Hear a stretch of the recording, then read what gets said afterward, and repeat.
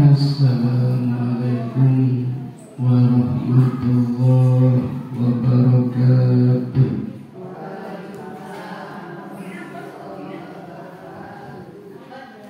Allah, Bapak Ibu dan adik-adik sekalian, jamaah Masjid Al-Nati Sultati, kita awali pengajian jelang berbuka dengan bersama-sama membaca surat Al-Fatihah. A'udzu billahi minasy syaithanir rajim. Bismillahirrahmanirrahim.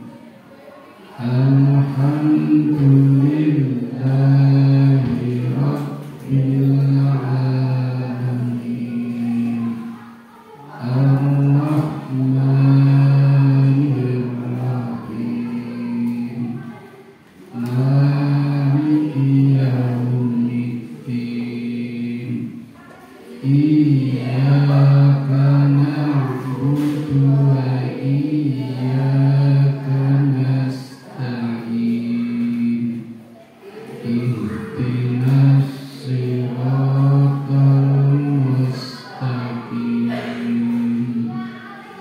Siratal ladzina an'amta 'alaihim ghairil maghdubi 'alaihim waladdallin.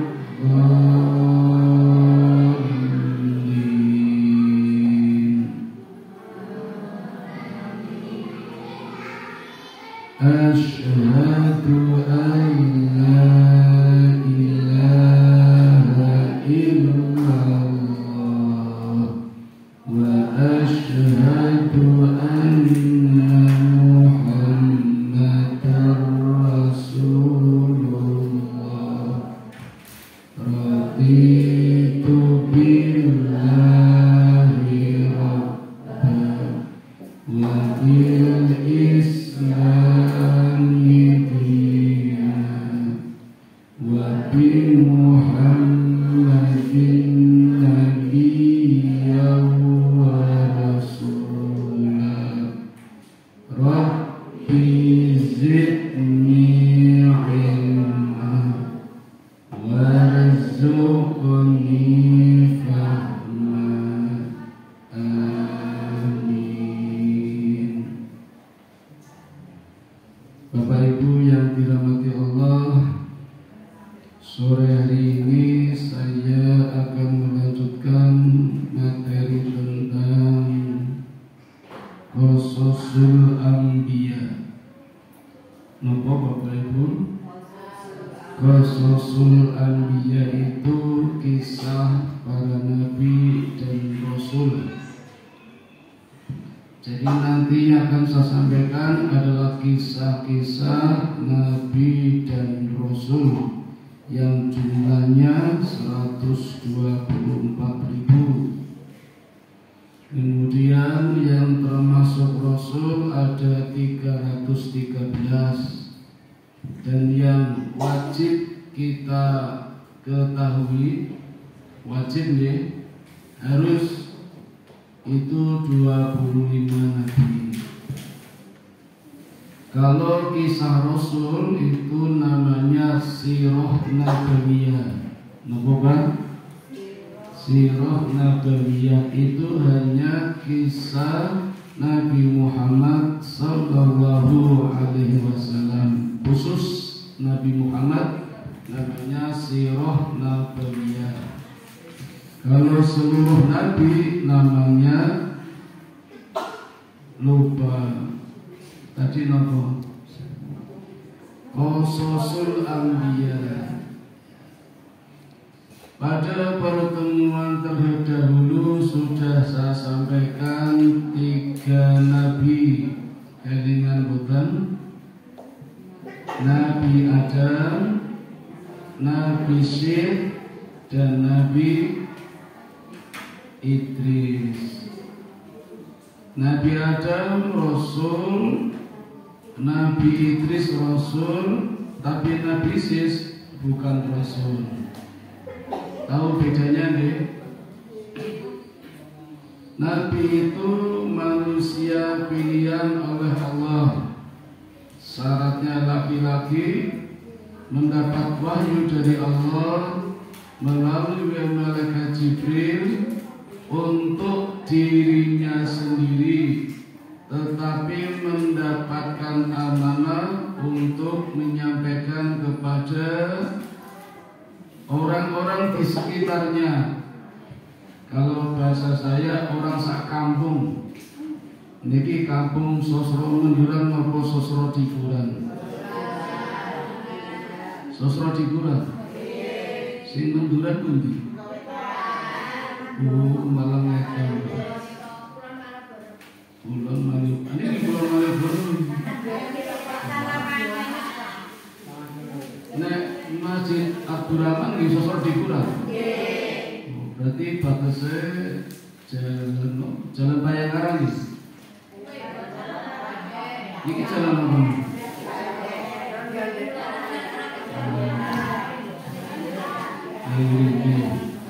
Misalnya wonten teng kampung niki dipilih Allah laki-laki mendapat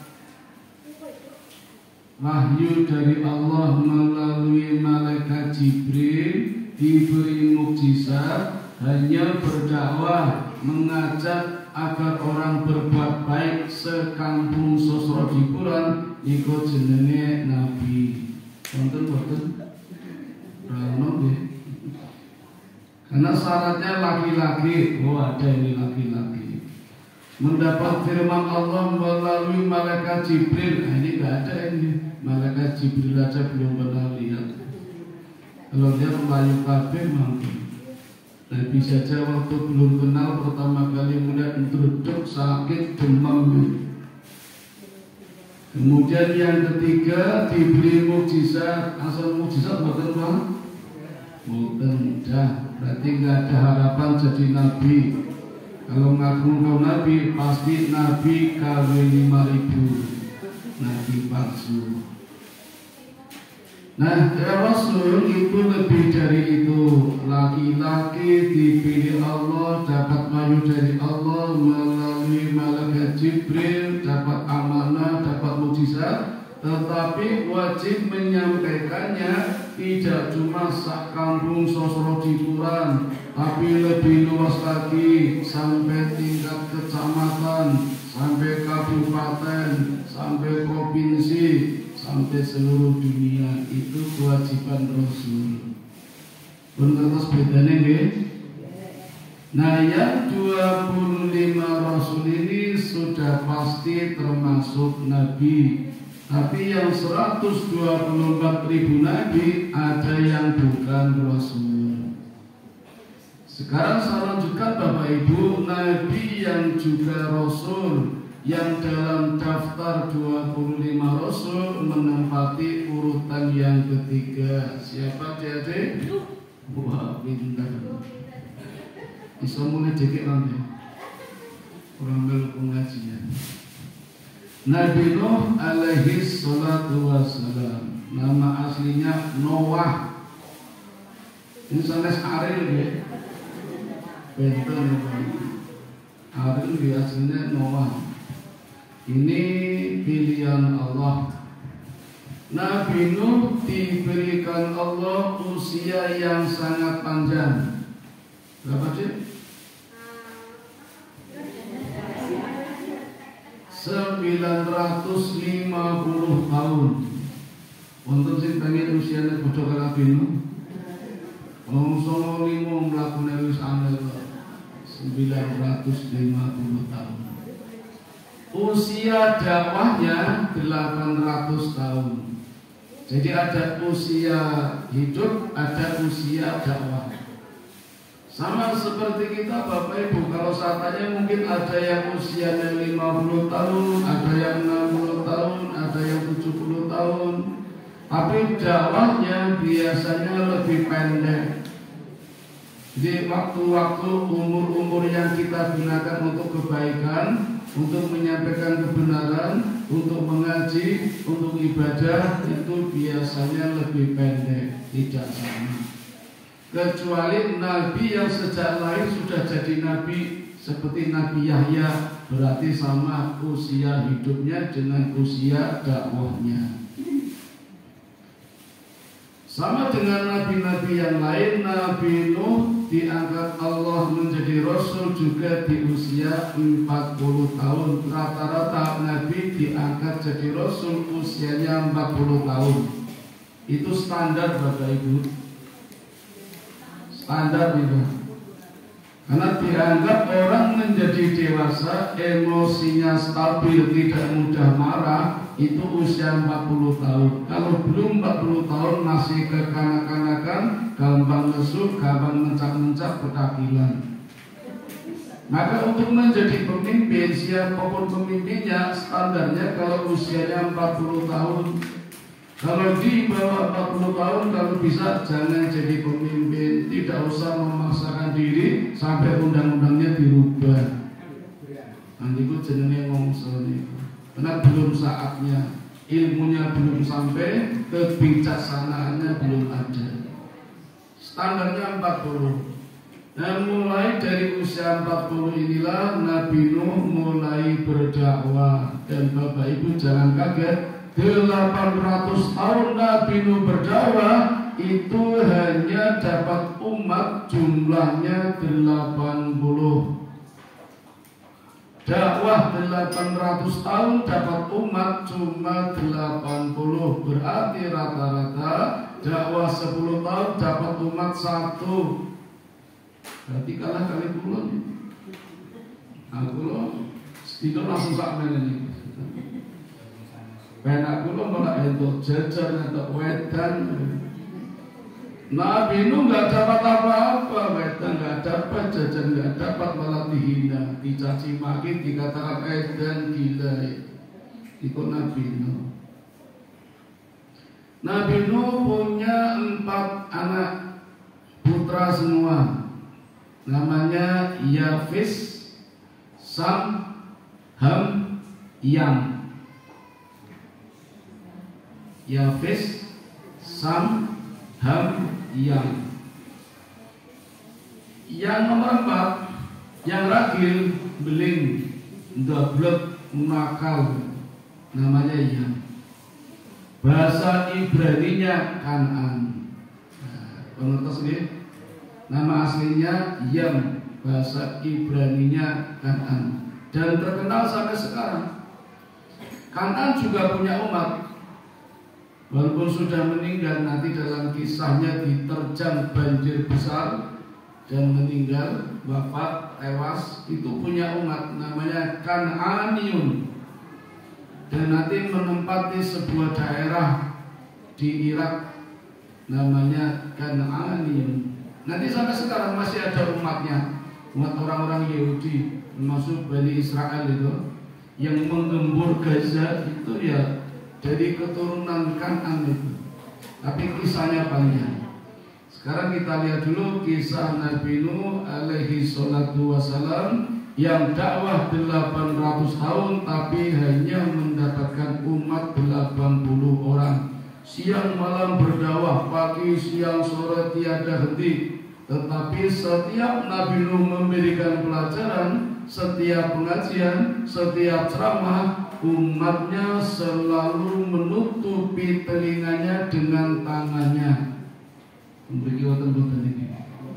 Jadi kalau Nabi Nuh ceramah, umatnya itu ngaten bu. Untuk sing ngaten, harus sing ngaten. Jadi kalau kebutuhan itu panas.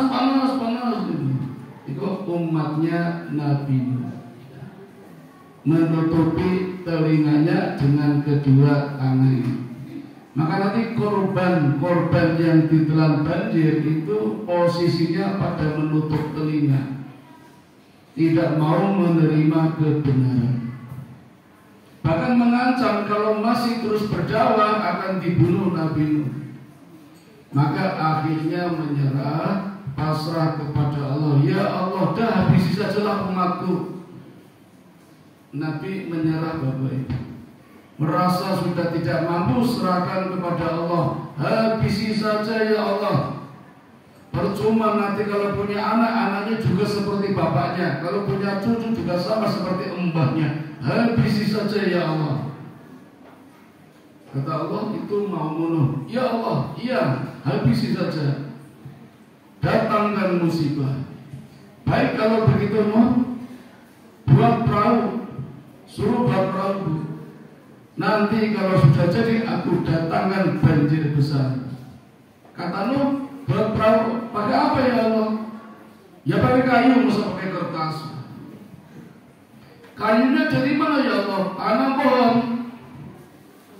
Pohonnya ya ditanam. Artinya apa Bapak Ibu?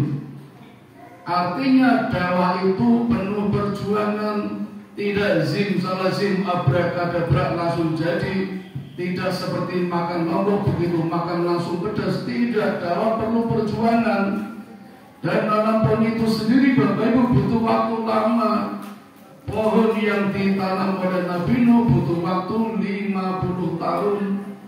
Jadi walaupun Nabi Nuh sudah pasrah kepada Allah, ya Allah datangkan musibah saja, Allah masih memberikan kesempatan 50 tahun kepada Nabi Nuh untuk menanam pohon dulu sampai pohonnya besar, pohonnya tinggi, batangnya besar.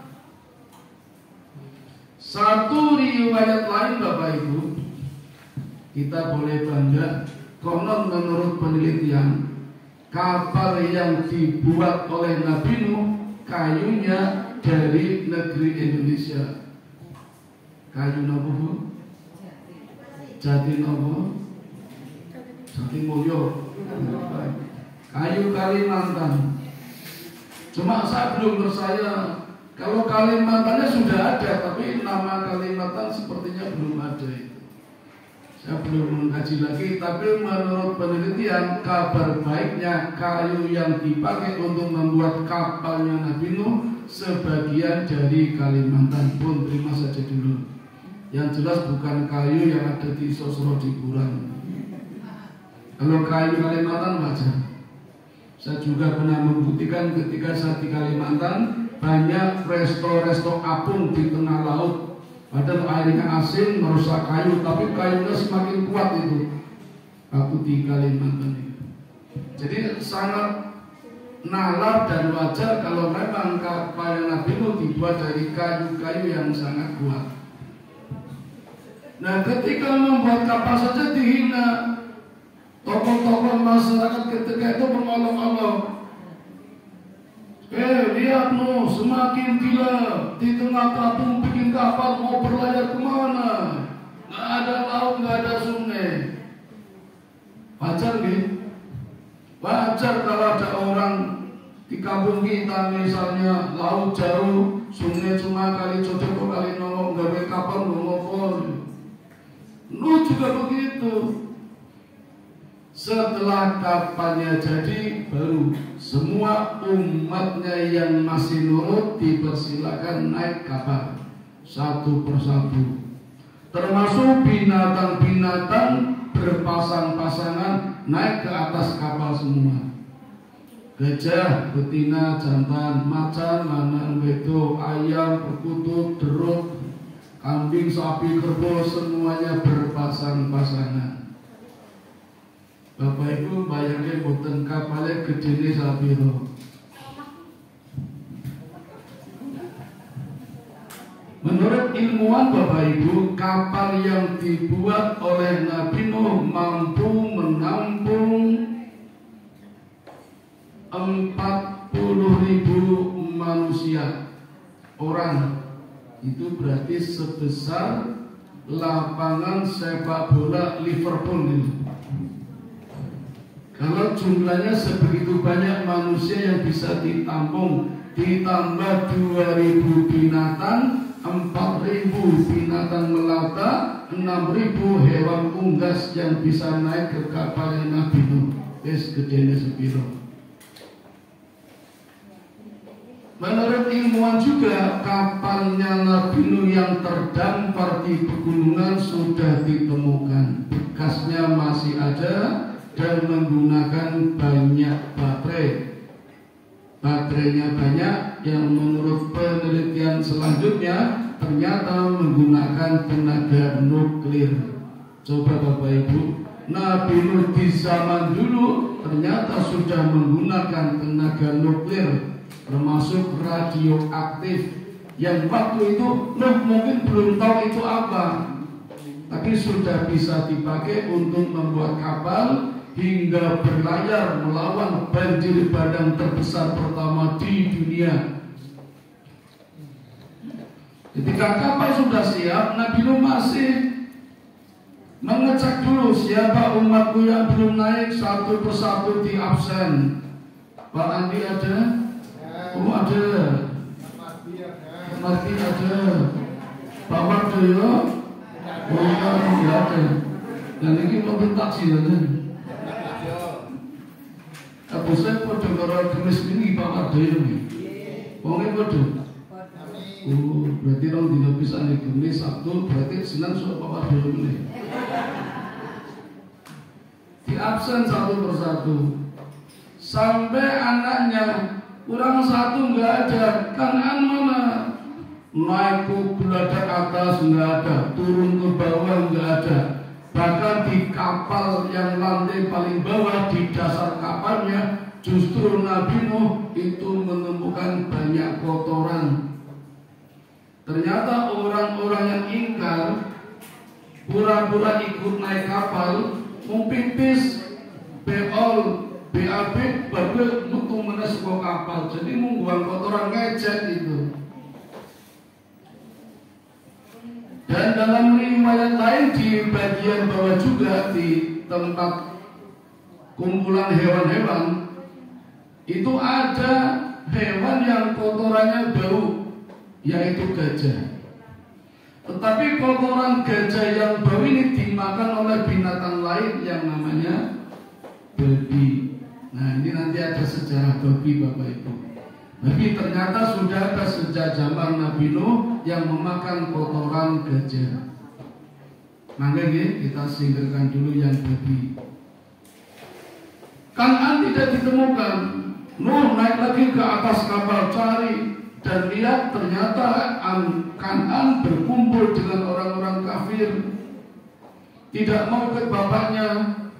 Maka dari atas kapal Nuh berteriak, "Ya bunayya irkam ma'ana." Manggil-manggil.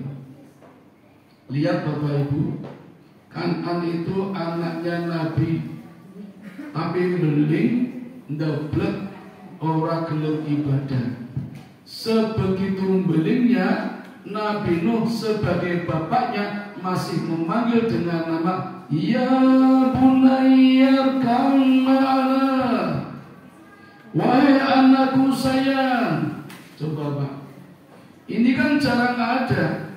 Kebanyakan orang tua kalau sudah gak suka anaknya, manggilnya gak pakai sayang-sayang, langsung nyebut namanya. Kan bisa aja Nabi Nuh, hei Kan'an, hei gendong misalnya ini.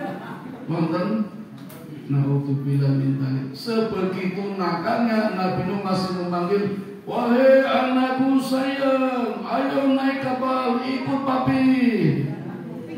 Ini bahasa saya ini. Apa katakan Anda? Mau ayah, aku di sini saja. Kata Nabi Nuh, banjir sudah besar, gunung sudah diterjang. Belum sempat menjawab, Kan'an sudah tenggelam, diterjang banjir besar, banjir pertama di dunia. Kalau menurut ilmuwan itu terjadi tahun berapa ya, ketika kutub es mencair yang memisahkan Jawa dengan Kalimantan. Dulu kan pernah bersatu Bapak Ibu. Dulu Indonesia pernah jadi satu, Jawa dan Kalimantan, Sumatera. Karena banjir besar, kutub es mencair, terus akhirnya terpisah itu Jawa dan Kalimantan. Kalau masih bersatu banyak lewat jalan darat nganggo bis apa mlaku tekan. Sekarang harus pakai pesawat. Monggo silakan Bapak Ibu nanti bisa browsing atau lihat di YouTube sejarah terjadinya banjir bandang terbesar di dunia. Pernah diteliti juga itu. Kejadiannya cukup lama itu. Dan kapalnya Nabi Nuh yang begitu besar terhempas juga, terombang-ambingkan di lautan, di samudera yang luas selama 3 tahun. Berlayar 3 tahun Pak Bu. Pemandangannya hanya lautan dan air. Waktu saya di Kalimantan pernah kehabisan tiket pesawat, ditawari numpak kapal lewatnya Semarang, butuh waktu 7 hari. Pulau terima sabar mawon dari pesawat teko. Alhamdulillah dilalah pesawat teko saged mulih cepet, kurasa 6 dino atau 3 dino ning kapal. Nabi Nuh 3 tahun Bapak Ibu. Nalarnya gimana kalau 3 tahun di kapal mangane nopo? Umat-umatnya yang jumlahnya 80 di bawah, binatang-binatang berpasangan juga di bawah. Niku do mangan nopo niku. Kalau kita tidak bisa membayangkan, itulah yang namanya mukjizat. Jadi mukjizat yang pertama ketika di atas kapal selama tertahunan, pemandangannya hanya air laut, Allah berikan makan, ataupun kalau tidak ada makan Allah berikan rasa kenyang sehingga tidak merasa lapar. Yang kedua, panjenengan bayangkan boten Bapak Ibu, nek binatangnya jauh kumpul, ono gajah, macan, singa, wedhus, sapi, ayam, opor do pangan-panganan. Bayangkan boten. Kudune pangan-panganan ini kok boten. Nah ini mukjizat dari Allah. Dilala binatangnya ya rukun, iso kawin barang. Ning sejenisnya nih, maksudnya ayam karo ayam, maksud ayam karo gajah. Ayamnya wedi gede banget itu. Gajah karo ayam sakmene iki. Ora krolu, ora tegel.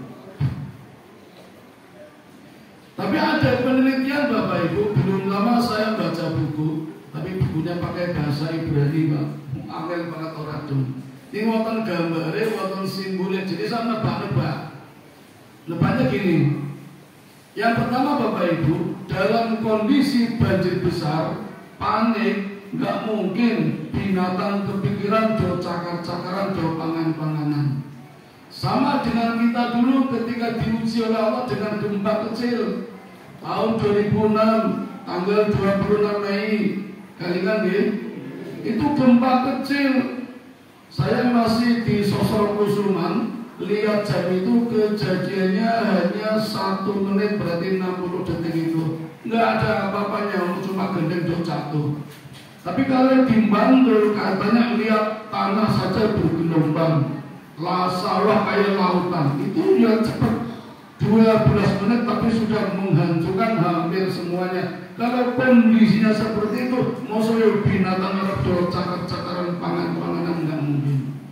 Jadi sibuk dengan urusannya sendiri-sendiri, orang do pangan-panganan.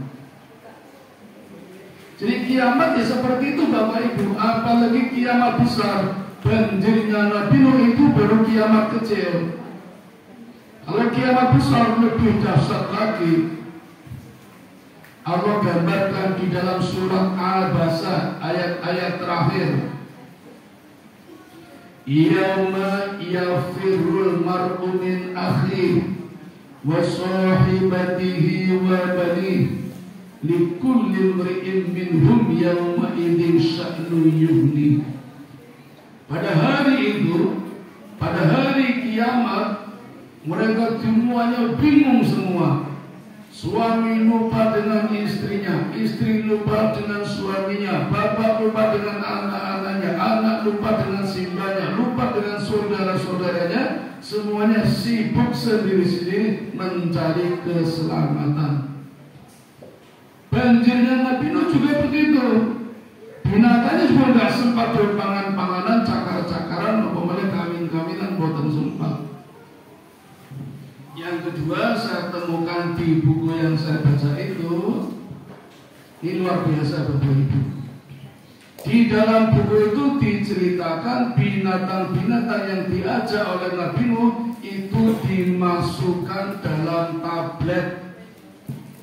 Saya nggak bisa bayangkan tabletnya seperti apa. Tapi yang jelas bukan tablet pil obat bukan. Sering nonton film Amerika bukan Bu? Film Barat, film kriminal, penculikan presiden misalnya. Gak suka nih. Pulau Kijaya rasanya kebetulan mau pernah nonton film judulnya Escape from New York, melarikan diri dari New York. Ini ceritanya Presiden Amerika disandra. Itu cara menyelamatkannya dimasukkan dalam tablet. Kalau pesawatnya jatuh hancur, tabletnya nggak bakalan hancur. Jadi Presiden tetap selamat. Itu tablet yang ditemukan di zaman sekarang. Teknologinya Pak, di zaman Nabi Nuh sudah ada. Sehingga kalau binatang-binatang dimasukkan dalam tablet, kapalnya umpeng-ambing itu nggak bakalan pecah. Dan sesama binatang pun ya orang pangan-panganan, orang cakar-cakaran, orang kawin-kawinan, orang tabletnya dewi-dewi, orang kandangnya dewi-dewi, ini jenenge tablet. Itu yang saya baca di buku itu. Tapi pakai bahasa Ibrani, angel banget yang berbahasa. Konon Bapak Ibu, sekarang Amerika sudah menyiapkan nanti kalau tak terjadi kiamat, Amerika sudah membuat 6 tablet. Tapi tabletnya berupa bunker tempat persembunyian kalau terjadi kiamat. Yang satu bunker bisa menampung 5.000 orang. Gede banget nih. Berarti nanti kalau terjadi kiamat, Amerika sudah bisa menyelamatkan diri. 5 bunker kali 5.000 manusia, 25.000 orang akan selamat menurut Amerika. Bayangkannya seperti tragedi Nabi Nuh. Pada nanti kiamat lebih dari itu. Ning Amerika. Kenapa Amerika bisa membuat bunker seperti itu? Sudah menyiapkan nanti kalau terjadi kiamat. Berarti Amerika Bapak Ibu tahu kira-kira kapan terjadi kiamat, walaupun tidak pasti. Kalau Amerika tahu kapan terjadi kiamat, berarti orang-orang Amerika pada baca Quran. Karena di Quran ada. Sebaliknya kita nggak tahu kapan terjadi kiamat, jangan-jangan kita nggak pernah baca Quran. Padahal di Quran ada. Kalaupun membaca, mungkin cuma baca ayatnya, tidak baca terjemahannya, jadi nggak tahu kapan terjadinya kiamat. Amerika sudah menyiapkan, berarti tahu kapan terjadinya kiamat. Berarti baca Quran. Itu Amerika Pak. Uni Soviet sudah menyiapkan 4 bunker. Swedia sudah menyiapkan 3 bunker. Rame-rame sudah menyiapkan menyambut datanya hari kiamat. Indonesia pun siap dereng. Kita lagi sibuk korupsi. Nyiap ke Pertamina, saniki kehutanan, jantan-jantan. Jadi korupsi ngomong ya ora komandan. Entek kabeh. Selesai banjir Bapak Ibu, akhirnya kapalnya Nabi Nuh terdampar di pegunungan Turki. Coba lihat Bapak Ibu, banjirnya mulai dari Irak itu Asia Barat, terdampar di pegunungan Turki. Turki itu Eropa. Jaraknya berapa jauh? Menunjukkan betapa besarnya banjir bandang ini.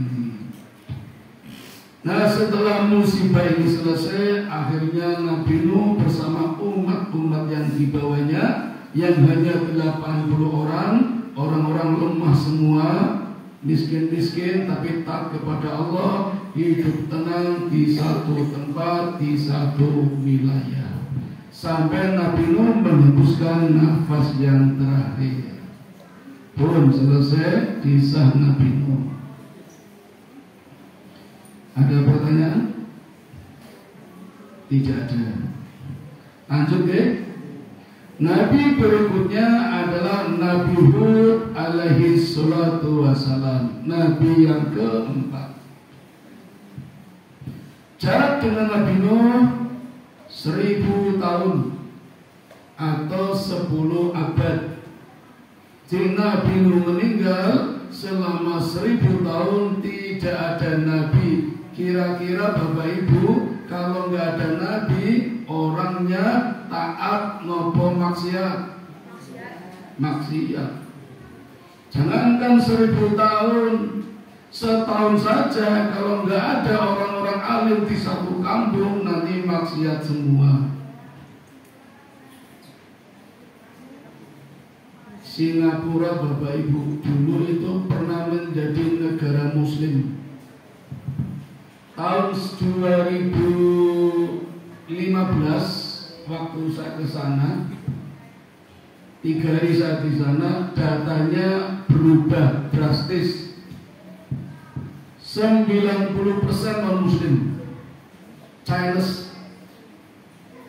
Muslimnya 8%, Hindunya 2%. Itu kondisi Singapura sekarang. Konon kabarnya Indonesia akan dijadikan Singapura kedua. Siap-siap mawon. Reklamasi gagal di Tanjung Priok, tetapi pindah di Kalimantan. Tiap hari ratusan Cina masuk di Kalimantan lewat Kalimantan Timur, mengaku buruh, mengaku TKA, tapi ternyata tentara Cina. Belum nanti PIK 1, PIK 2, laut dipagari ini loh Bu. Mungkin kita siap menghadapinya, atau mungkin kita besok sudah tiada. Nah, besok kalian yang ngadepin ini, kuat boten ini. Kalau terjadi Singapura kedua. Gak usah jauh-jauh Bapak Ibu, di Kokap, Hargotirto, Kulon Progo, tahun 1988 saya ke sana, sholat Idul Adha di sana, korban di sana. Itu yang non Muslim cuma satu, semuanya Muslim. Yang non Muslim cuma satu orang, mantunya kepala dusun. Yang non Muslim, mantunya kepala dusun. Tahun 1988. Tahun 2004 saya ke sana lagi. Yang Muslim tinggal satu, semuanya udah non Muslim. Gantian. Yang Muslim tinggal satu, kepala dusunnya wabih non Muslim. Pripun Bapak Ibu? Nabi Hud mewarisi peninggalan Nabi Nuh dalam waktu 1000 tahun, maka hampir dipastikan orang-orangnya sudah ahli maksiat semua. 1000 tahun. Hargotirto saja yang saya tinggal berapa tahun? 88 sampai 2004 sudah berubah seperti itu. Kalau sekarang nggak tahu nih.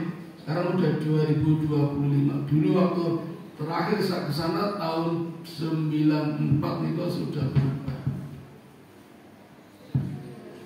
Berubahnya pelan-pelan Bapak Ibu. Ditinggal oleh Nabi Nuh, masih ada orang alim, masih ada tokoh masyarakat, masih ada guru ngaji, ustadz, penceramah. Jadi masih nurut-nurut dulu, alon-alon Pak. Nah setelah orang-orang alim ini meninggal semua, ya masih kangen, masih merindukan ajaran-ajarannya, gambaran-gambaran tokohnya, jasa-jasanya, lalu dibuat patung-patung.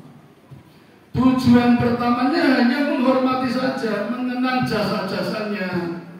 Sama dengan kita, ada patung Wahidin Sutirohusoto, ada patung di Hajar Dewantoro, ada patung di Ponegoro. Kan awalnya cuma menghormati saja toh Pak, mengenang jasanya. Dulu tokoh Muslim, pernah jadi orang alim. Tapi lama-lama kaumnya Hud ini yang ditinggal oleh Nabi Nuh menjadikannya sebagai Tuhan, jadi keramat, disembah-sembah.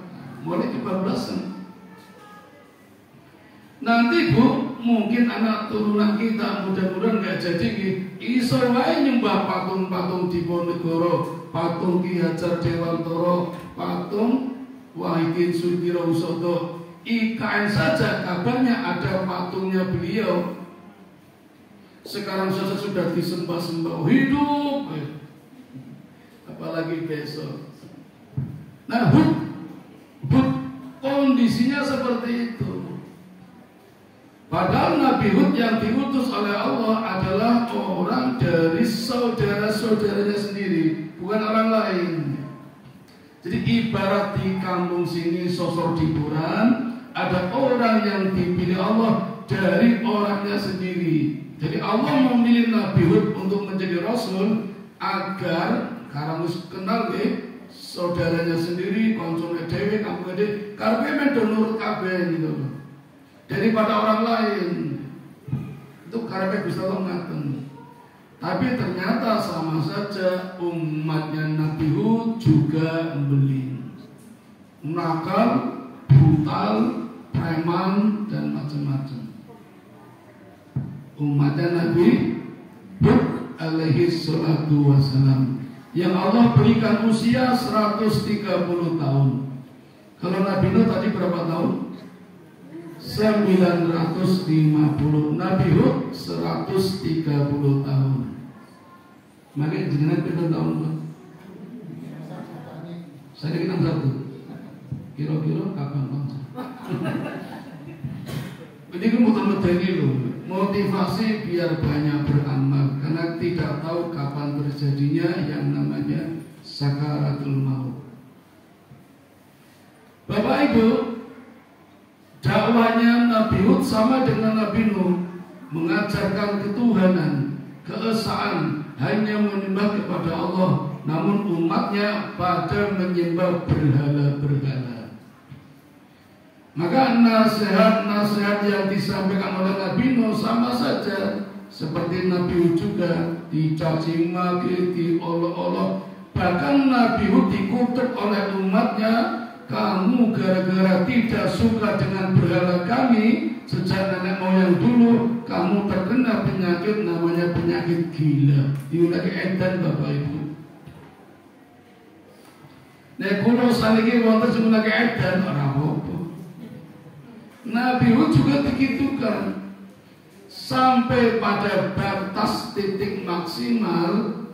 Nabi Hud juga mengingatkan, kalau kamu tidak kembali kepada jalan yang benar, nanti musibah akan datang. Masih ngayal, bahkan nantang ya Hud, kalau memang itu betul, segerakan datangnya musibah. Malah nantang toh. Orang takut dengan musibah ini malah nantang. Kalau memang kau benar-benar Nabi, segera datangkan musibah, malah nantang ini. Maka Nabi Hud mohon kepada Allah, Allah mendatangkan 3 macam musibah. Yang 2 musibah belakangan datangnya bersamaan. Didahului dengan musibah berupa kekeringan, kemarau panjang, 3 tahun Pak tidak ada hujan. Kita dulu pernah merasakan ini orang nanti setahun hanya beberapa bulan sungai-sungai dosak, selokan Mataram doketok watune, batu-batu kerikil, kalau sepeda bekas barang itu. Itu saja kemarau kekeringan yang dibuat. Kalau bendalu keliling kadang nggak sengaja lihat mobil pemadam kebakaran di selokan Mataram. Orang itu kebakaran nonton apa? Nggak ada, jebulnya dot banyune niku. Banyune disedot nggo gawe jalan tol niku. Jadi kekeringannya dibuat niku. Disedot banyune nggo gawe jalan tol ten niku. Teng daerah Sayegan. Sungai-sungai pada saat hujan mulai berkurang. Sekarang aja mulai hujan ya. Alhamdulillah rahmat. Pas sholat tarawih sudah saya jelaskan itu namanya rahmat. Asal hujannya jangan besar-besar. Hujan badai yang penuh dengan angin. 3 tahun kekeringan, bahkan semua umatnya itu harusnya taat kepada Nabi Hud, tetapi malah menuduh gara-gara kamu Hud kami diturunkan musibah. Kamu nggak nyembah patung malah kena musibah ini. Gara-gara kamu malah dituduh coba. Ya mungkin kayak ustaz-ustaz penceramah juga dituduh dikriminalkan gara-gara kamu. Negara ini inflasinya tinggi, utangnya banyak. Sing disalahkan ustaz ini. Nabi Hud juga disalahkan, dianggap gila. Akhirnya datang pada masanya mukjizat berikutnya yang Allah turunkan kepada Nabi Hud atas tantangan umatnya. Allah mendatangkan awan hitam pekat panas. Tetapi karena masih jauh, umat yang bandel-bandel ini tidak tahu kalau panas. Ngertinya awan panas akan segera turun hujan. Jadi do seneng sorak sore, do pesta syukuran sore, hujan akan datang. Nabi Hud mengingatkan itu bukan hujan, itu wedhus gembel. Dulu sudah ada Bu, cuma belum tahu namanya. Kita tahu nama wedhus gembel kan tahun 1997. Kelingan boten erupsi Merapi itu. Yang korbannya 213. Pulau Dewa. Dilala ibu saya dirawat di rumah sakit Sarjito 8 bulan. Jadi saya nunggu di sana, lihat jenazah korban terakhir tim pelatan itu patung pinggir-pinggir, kamar penuh semua. Jadi di teras-teras jajar-jajar. Yo masih dorek, kecet-kecet itu. Ini dopun melalui kalau sendiri patah melalui, ngeri banget itu. Kalau sempat ngitung, siji loro, nanti 200 kurang gawean gitu. Ini kalau seneng besar itu loh, belum rumah sakit lain. Tahun 97 itu. Saya tanya itu panasnya berapa derajat itu? Erupsi Merapi, wedhus gembel tahun 97. Kalau niku nembe wangsul KKN 1 bulan Pak. Jadi selama KKN saya diajari bagaimana cara mengungsi, KKN malah diajari mengungsi. Pulang sebulan terus kena wedhus gembel. Tempat saya KKN 7 RT, bukan RT 7 RT semuanya habis. Termasuk RT 1 yang muslim, RT 2 sampai 7 non muslim. Saya KKN di sana habis semua. Turgo habis waktu itu. Padahal ada pengantinan Bu, wonten resepsi ini kok. Manten lanang wedok entek kabeh, mangan kabeh ini.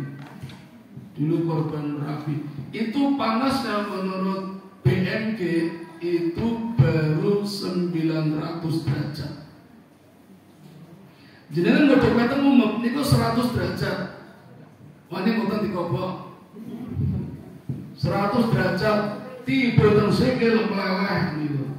Nembe 100 derajat, Merapi konon 900 derajat. Paku dicelupkan di lahannya langsung lumer paku niku, paku usuk niku Pak. Awan panas yang Allah kirim kepada umatnya Nabi Hud konon panasnya 9.000 derajat. Niku dari kiamat Bapak Ibu, nembe musibah awan panas dengan kecepatan 60 km per jam. Jadi Nabi Nuh diselamatkan Allah dalam suatu riwayat dilarikan dulu menempuh jarak Jogja Jakarta itu berapa kilometer? 500 nih kira-kira. 600. Itu berarti hebat sekali kecepatan awannya itu.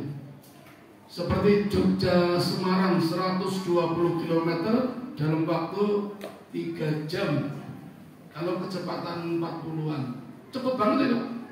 Dalam riwayat lain Allah selamatkan Nabi Nuh tinggal di rumah bersama umatnya, di rumahnya masing-masing. Tapi aman. Ini berarti mukjizat juga ini. Seperti yang di tsunami Aceh, kan wonten masjid nih. Lainnya pusara semua, ada masjid yang dilewati tsunami lewat pinggir kanan, pinggir kiri.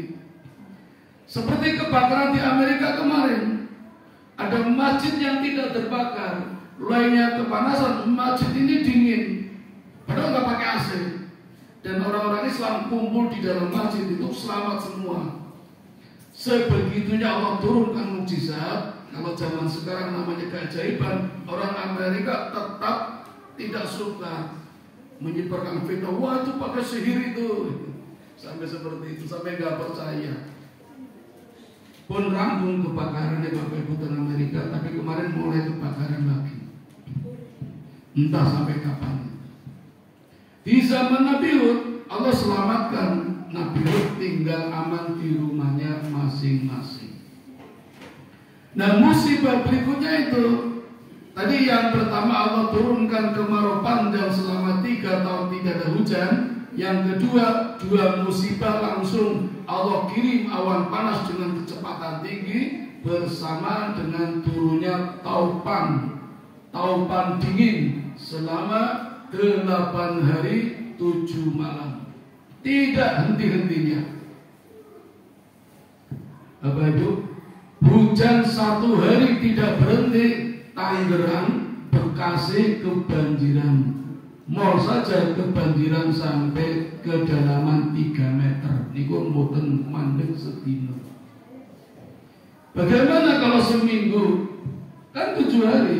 Taupan yang melanda umatnya Nabi Hud itu 7 malam 8 hari tiada henti pun boten saged dibayangkan.